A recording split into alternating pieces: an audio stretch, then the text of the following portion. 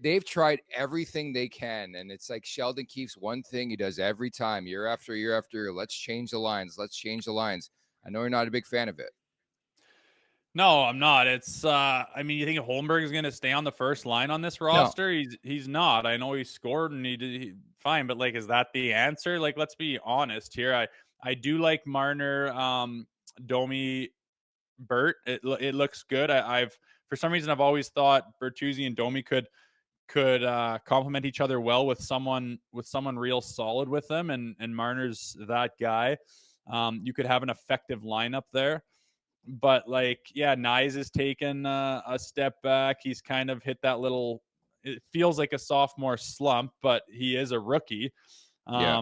and that happens. He's just a little bit lost out there, and I just feel like Sheldon Keefe, when they're doing the things that they do, he's lost, and he ends up just, well, let me just mix up the lines because he feels powerless, and I don't think that he has control of the room. I don't think he can change the way they approach a game, obviously.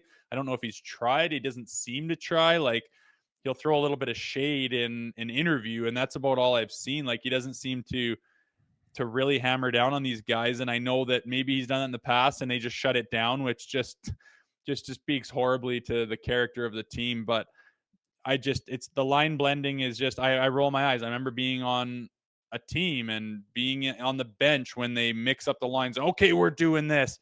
Guys look at each other and go, "Oh, here comes the Yeah. fucking savior Yeah. of the game and of the season. We're gonna just mix everyone up and have everyone forget who they're even playing with right now because it gets blended up so bad." Not the answer to me, but I understand a guy feels powerless back there and he's got to try to do something to find it. But it's not a magic formula. You're not going to just put No. a new line together and go, "We've found it. We've solved the problem. This is now the Stanley Cup caliber team with these line combinations." It's just not even fucking close. It's a It reeks of team. desperation. It reeks of Well, it desperation. is. That's It's what all it. you got left. Yeah. It's Yeah. There's nothing left to do. You're just desperately throwing mud at the wall and hoping it sticks. But it's an identity problem, man, and I just don't see them addressing it. That's kind of why I'm down today. I'm just like, they don't even do they even do they even like realize that? Is it even possible to change it? Are these guys capable of reinventing the way they approach the game? Or are they just too happy, like, fuck you, I'm gonna change anything? I just got $11.5 million a year for the next decade. You think I'm gonna do anything differently? I'm gonna do exactly what I'm fucking doing. And Marner's thinking the exact same thing, and Matthews is thinking the exact same thing. And all the way down the line, they just are like, no, I'm too talented to do anything different. I know what I'm doing. Look at who I am. Look at my numbers. I'm not changing a goddamn thing. And you're gonna get more of the same, man. And we always fucking do. Yeah, Mike Babcock was right. We've said that a billion times before, and I think ultimately I'm right there with you. Like Sheldon Keefe is going to get fired, and it's going to be on the players again. Like I don't think Sheldon Keefe's a bad coach. I think a lot of this is on the players. It's on the core four, and again, we've talked about this ad nauseum the last couple of weeks. They're running it back with a core four. They're doing it again to themselves, and it makes no sense when it's crystal clear to everybody watching this team that it's not so much about the coaching. Like, yeah, I think to a degree it is, but it's more so on the players playing the game. And when you don't care, I mean, somebody's got to take the heat and take the ball and take the drop. And it's going to be Sheldon Keefe. I mean, it's the easiest scapegoat in pro sports. It's going to happen again. Curious to get your opinion on the comments over the weekend. Sheldon Keefe had himself quite the weekend with the media, and he's always sarcastic. But here's what he had to say after the Colorado game against the Avalanche on Saturday. I mean, you guys are watching the game. Like, when McKinnon's line gets out there with Makar and Taves, I mean, the caliber of play, like, that's not the NHL. Like, that's another league. What league would he be talking about, Rosie? Because to me, and maybe I read this wrong. You're the former player. You've been around great coaches in your lifetime playing the sport. I think that was an indirect shot at his big boys. I really do. Because, I mean, what's any different than the McKinnons, the Rantanens, to the Matthewses, to the Tavareses, to the Marners, right?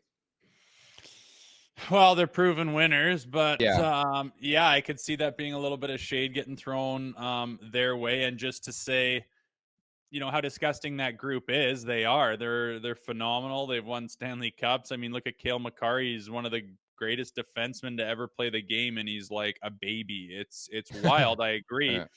but like, that reminds me of like the World Juniors. I think it was like a Swiss coach talking about playing Team Canada, and he's just like, "Well, we have no fucking chance. It's not even close. What are you talking about? Do you know how good they are? Like, what do you expect from me? Where you don't? It looks like that, and that's fine when you're like San Jose Sharks talking about Makar and McKinnon and them, but you're just more to my point. You like, does he even consider them a Stanley Cup contender? Or okay, yeah, you didn't know that there's superstars in the league and they're going to turn it on when the going gets tough. Well, they just did, and you're supposed to have XYZ to push back on that. But again, man, it's tough to be a fan right now because they don't have any pushback. They get fucking rolled over on all the time by guys like that he just mentioned, who just like McKinnon works his ass off. McKinnon gets pissed off. McKinnon hates to lose. Yeah. You can see it on his face, where our faces are just kind of like hope and